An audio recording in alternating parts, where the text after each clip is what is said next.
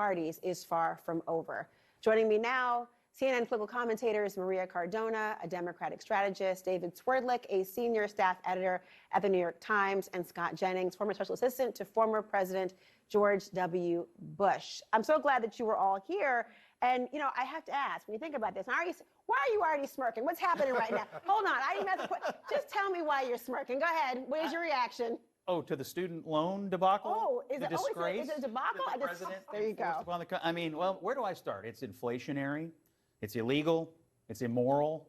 It's irrational. It's idiotic. It's inequitable. And those are just the things that start with the letter I. I mean, I could go on to other letters in the alphabet. I think that what he did today is a direct reaction to the fact that young Democrats, in all the polling we've seen, hate Joe Biden. They're done with Joe Biden, and he's sending them all a $10,000 check in an effort to buy their support.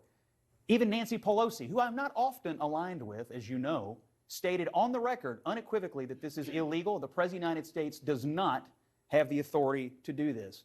And the final question is, there is no world where you would consider this to be fair. What makes this debt more righteous than the small plumber who took out a loan to buy a new van, or the person who got a mortgage, or the person who got a loan to buy a car so they could drive themselves back and forth to work? Or what makes it fair to the person who paid off their debts, to the parent who just wrote the last check for their son or daughter to go to college? There's no world in which this isn't a cynical political ploy by an elderly president trying to buy the votes of the youngest people of his party. I want to tell you, Maria Cardona, literally, equality is not like pie, right? You don't get less because I get a piece. Right. But it's a part of the conversation. How does that change? Does it change or influence you at all? Oh, I think some of these things are extremely fair. And I think every time you peel a layer back, like you just did on the difference between white borrowers and African-American borrowers, you see how little thought was put into this. But the part of Joe Biden's political base that he is most worried about are these young, white, privileged, liberal, gender studies majors who are so unhappy with him, none of them want to support this guy for president again.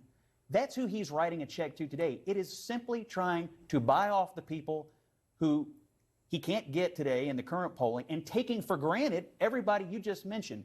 And I can't believe that I'm the only person at this table who isn't more bothered by the fact that this is totally illegal. There is no authority for the president to do this at all. And Chuck Schumer, the Senate Democrat leader today, said, with the flick of a pen, Joe Biden has ... Why even have a Congress?